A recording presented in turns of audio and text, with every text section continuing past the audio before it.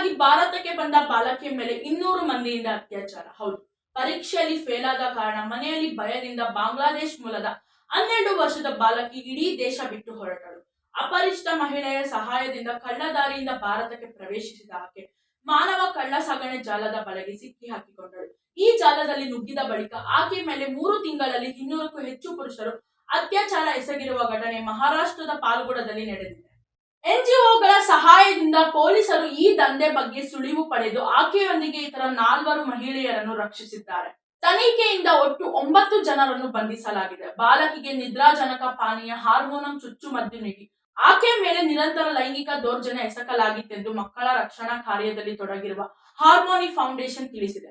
ಸಂಸ್ಥೆಯ ಸ್ಥಾಪಕ ಅಬ್ರಹಾಂ ಮಾತೆ ಬಾಲಕಿಯ ಮೇಲೆ ದೌರ್ಜನ್ಯ ಎಸಗಿದ ಎಲ್ಲಾ ಆರೋಪಿಗಳನ್ನು ಬಂಧಿಸಿ ಕಠಿಣ ಶಿಕ್ಷೆ ವಿಧಿಸಬೇಕೆಂದು ಒತ್ತಾಯಿಸಿದ್ದಾರೆ.